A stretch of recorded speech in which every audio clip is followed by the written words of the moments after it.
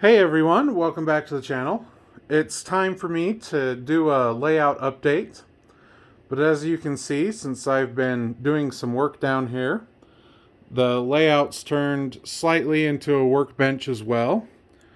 So I am going to hurry and get this cleaned up, and then we'll be back with a proper tour. Okay, we're going to start the update here for a couple of reasons. The first being that this is the first view that you see as you enter into the layout room. This will come into play when I start talking about the blue blob that's there in the background that you can see in the middle of the screen. The second is that this gives a good view to show the first big change that I've made down here on the layout. And that's being the LED strip lights that are on the ceiling. Originally, I had a shop light that was hanging on the shelves that are there in the back. You can kind of see the screws that it was hanging on from the bottom of the top shelf. But I had originally got it thinking that it would help light up the corners really well. And unfortunately, it didn't work out. It was also causing lines to go through some of the videos I was doing with my camera car, and decided to scrap that and get more of these LED strip lights. I originally had a set that was going across where the swing gate is, going to the right side of the layout where that stack train is going, and was really impressed with it and ended up buying another 50 feet of it. It came in it had 3 strands to that set, and I'm glad that I had the first strand originally, as I found that hooking up all 3 strands to one power brick just caused the last strand to be really dim compared to the others. And so I went ahead and split the set of 3 and have 2 sets of lights going off of one brick and the other 2 on the other.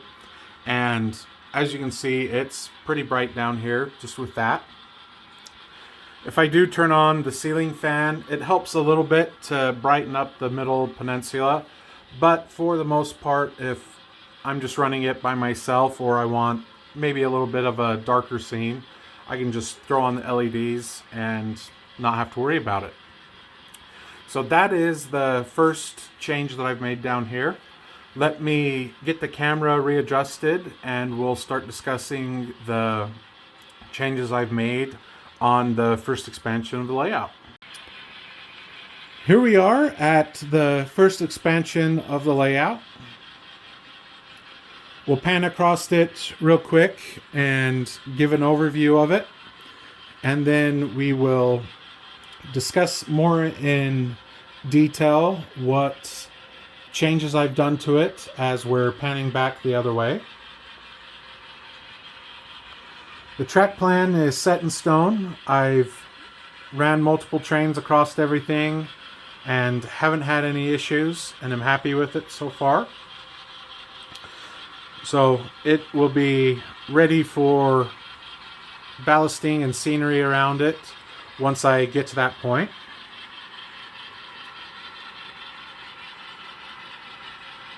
I'm not sure if that rusted loader is going to stay where it's at or if I'm going to move it. I just had it and thought I'd put it over there by the mine, because why not? Another thing that has been added that I didn't talk about in the last video is the switch that's right here before that train hides it, and the additional line that the cabooses are sitting on. I found as I was doing my JMRI operations setup that I needed an additional line to help with either setting up trains or having an additional storage track for cars that I didn't want to have in JMRI. And that's been really helpful so far. Here's my little pile of current projects that I need to work on. I have need to get a decoder in that BN executive unit, and eventually everything will be removed there except the Jeep units, the Union Pacific and Rio Grande. I'm going to, set that up and leave it just there. There is my flat car that I do cab rides with, and the camera that's glued to it. The last changes that I've done over here are building related. I've added the 2 new background buildings. I did a video on that, and I'll link that up top in a card if you want to go look at that. I have decided that the furniture plant is going to stay where it's at. I've been happy with it these past couple months, and it does add some additional detail that would otherwise probably just be a small little building, and I like how it is there. The other thing that is new is this building back here that I found out was the front part of the Water Street terminal kit. And I picked that up at the Cheyenne show that I was at earlier this year. I did a couple of videos to that. I'll put them in cards as well. One cab ride and the other some of video around the club layout. So that is the first expansion of the layout. We'll get the camera turned around and go over the blue blob that I talked about. Okay, here is the blue blob that was at the first of the video. I've done a little bit of changing to it. As was discussed in the last update, this is going to be a mine scene. I did end up expanding the conveyor coming out of the mine to give me a little bit more depth, that I could do more of a slope along that side of the mountain so that it wasn't just a sheer cliff face off the side of it. I am going to be doing a video on building this mountain. That'll be coming out whenever I get it done. I'm not sure how long it'll take, but that is my plan for in a couple of weeks to be working on it. You can barely see the end scale figure that I have here. It's just about as tall as my finger. And so the plan is that I will carve out just enough to give some good clearance for machinery people. That's pretty much what the top of this black line is going to be. I do intend to have lights in it and make it be, really cool cutout of a mine. I think I am going to put a head frame up at the top, so that is the plan for there. I feel that it gives a good break for scenery, but if you're standing by it, you can still see over it and see the trains behind it. Since we're here and there isn't much, if anything, that's changed on the Salt Lake route, we'll just pan across it. For those that are just seeing this, my layout for the first time.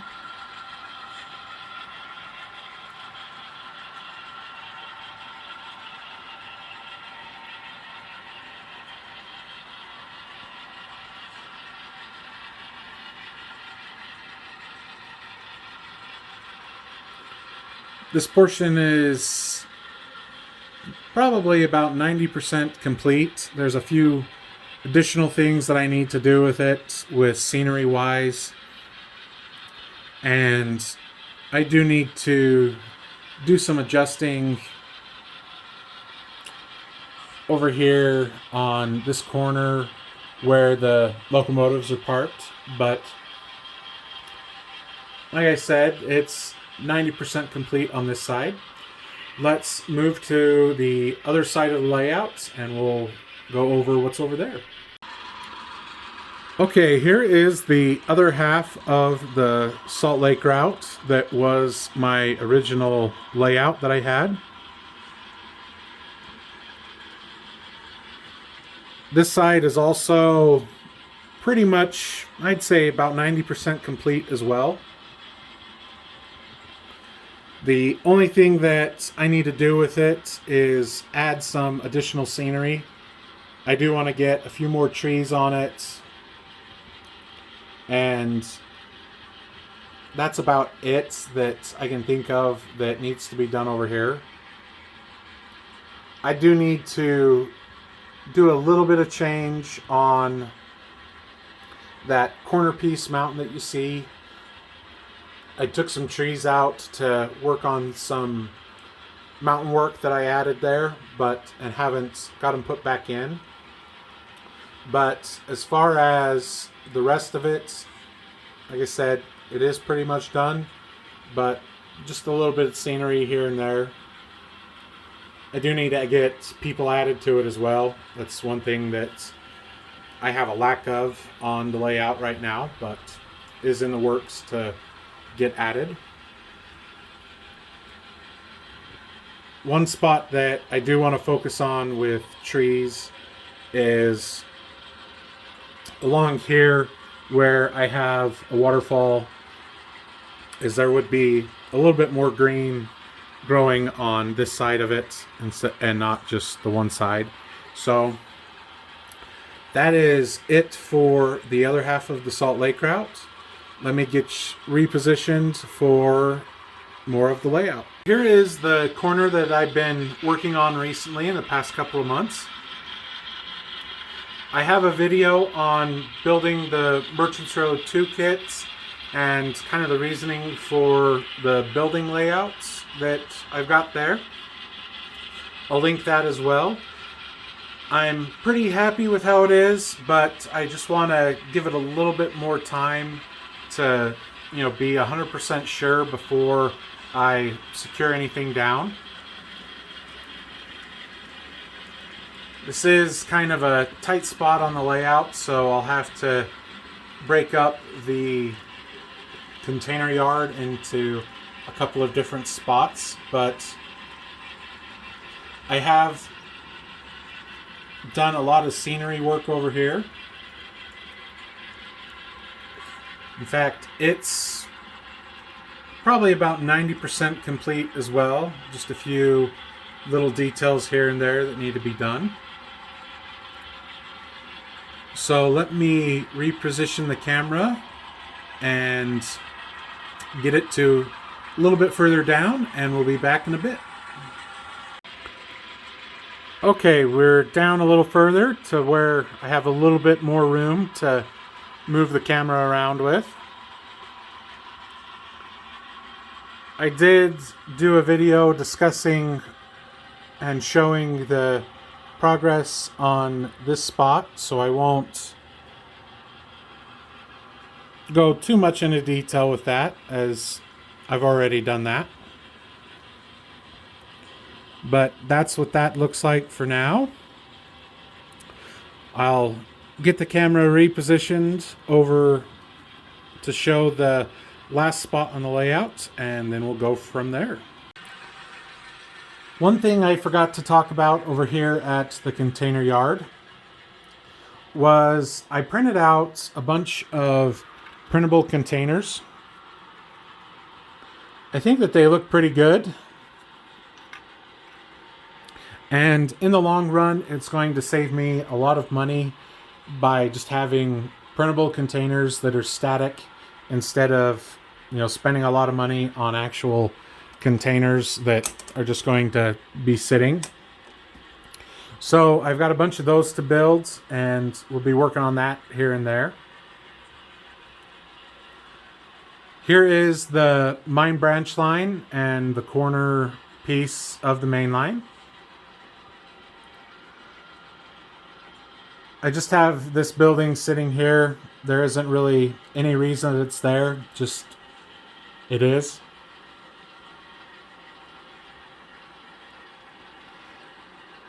I haven't decided on the track plan for the piece here or back here in between the main line and the mine branch line area.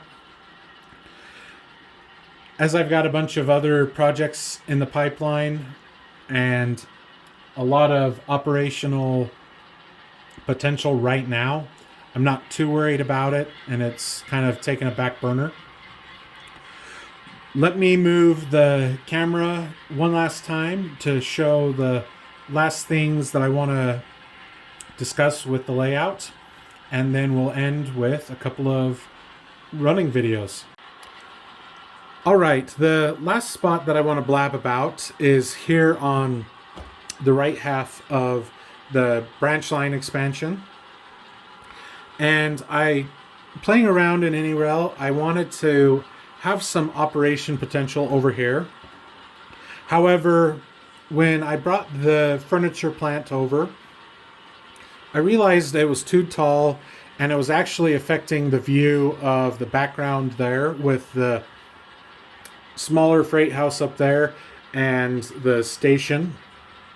And I really didn't want to have the background be obstructed by it, as I've spent a lot of time on it and I'm really happy with how it looks. And I ended up finding out that this building that I purchased in Cheyenne was actually the big building of the Water Street freight terminal kit that I've got. And bringing it over here, I realized that it was a pretty good happy medium and that it fit the bill. It gave some good operations potential, but it also was low enough that it wasn't obstructing the background view. And it was one of the reasons that I decided to keep the furniture plant over where it's at. And oddly enough, I had thought of having this kit that I also got in Cheyenne and putting it along backside of this building to hide the big hole and actually have it over where the furniture plant is. But I'm really happy that I realized, this would actually fit better, or at least, this kit, when I get it built, would fit better over here. And then the loco shed also coming in, that it'll be, once assembled, probably coming up to just the top windows there. So it'll also add good operations over here, but also fill the criteria of staying low enough that it won't affect the background view. So that is the plans for there. And, I will be, these projects will be some of the winter projects coming up. So I will be working on those, may do videos on them, I'm not sure yet. But anyway, that is the layout and what it looks like right now. The only thing I didn't show was the swing gate, but that's going to be one of the videos of the train running over it, and nothing's changed on it. So thank you for watching. Thank you to both the new subscribers that have recently subscribed, but also those of you that have been with me for a while. I appreciate the support, and it, makes me want to keep doing these videos. So I will stop blabbing and see everybody in a bit and enjoy the running trains.